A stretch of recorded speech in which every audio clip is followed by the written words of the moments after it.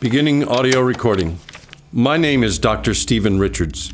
As I'm sure you're aware, our world is not entirely as it seems. There exist things whose very existence is a logical contradiction. This audio log details the capture of entity number 035, codenamed Many Voices. The Foundation first became aware of the entity in May of 1989, when a man living in Stillwell, Oklahoma, called the police. This man was never heard from again. In the following months, 12 disappearances would be cataloged by Stillwell police. All claimed to hear strange voices prior to their disappearance. Select Foundation personnel were sent to Stillwell under the guise of local police officers. For the first few weeks, nothing of interest occurred, but things changed when they received a phone call from a woman named Junie Mabel. Dr. Warren and a group of mobile task force members were sent to the Mabel residence. Evening, officers. Good evening, miss. I am Officer Warren. We'd gotten a call that your children were hearing voices. Yes? Could you tell us what happened? Well, I had just put them to bed, and about an hour later, they came running into my room. They were shouting about these strange voices they heard. What were these voices? Bella, sweetie, can you tell the nice man what you told me? I told her I heard Daddy's voice. And why exactly is that strange? Father's been dead for 5 years now. Well, my associates and I are going to search the premises for traces of these voices. Is that okay? Yes, that shouldn't be too much of a problem. Dr. Warren, you might want to take a look at this. What do you make of it? They're animal tracks. But they're unlike any kind of tracks I've seen before. Curious. Mrs. Mabel, may I talk to you for a moment? Oh, sure. Did you find anything? Not yet.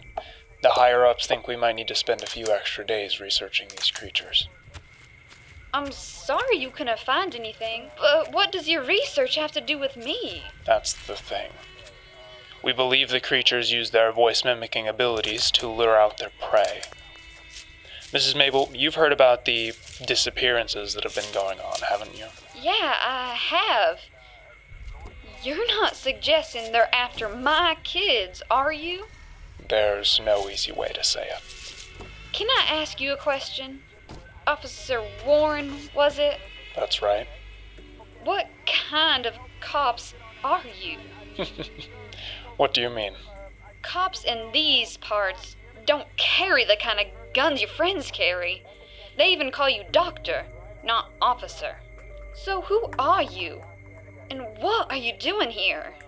It's a little too much to explain, at least right now. But creatures who can steal people's voices, it's not as uncommon as some may think. Those creatures will be back.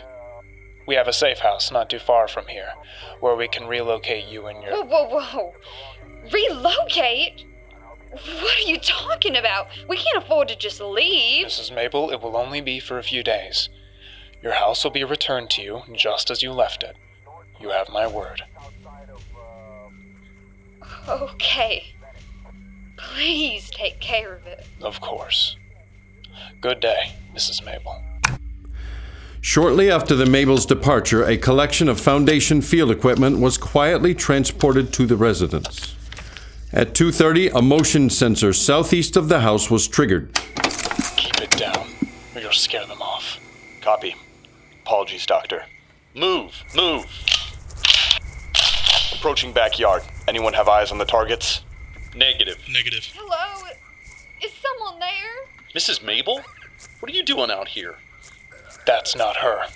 Open fire. It's not working! They're resisting fire! Ah! It's got me! It's got my leg! Man down! They're falling back! Fire the tracker! I killed it! It's stuck the gun in its mouth and I killed it! Get him inside. I'll deal with this thing's corpse. The creatures have this strange plating on certain parts of their bodies. It's tough enough to resist our bullets, but their skin and insides are not. Bradley was able to blow a hole right through it. So what's stopping us from just gassing them? It's too risky.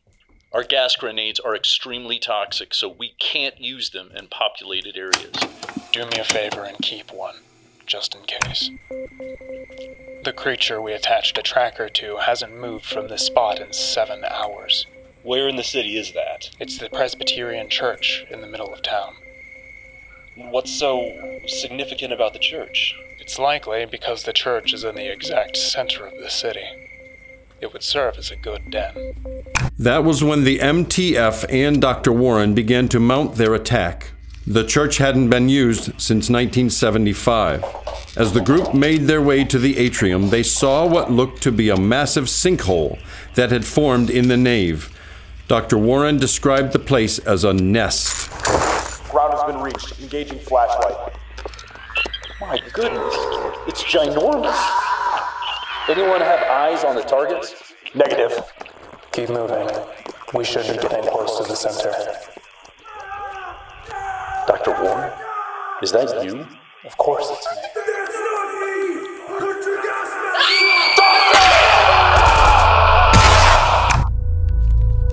5 men would be killed that day, including Dr. Warren. After the initial firefight, the MTF would use the gas grenades they all had equipped to whittle down the creature's numbers to 3. Those 3 would be incapacitated for further study and research. This concludes the recording of this tape. By listening to this tape, you are furthering the knowledge of what is known and what is yet to be known. Dr. Stephen Richards, signing out.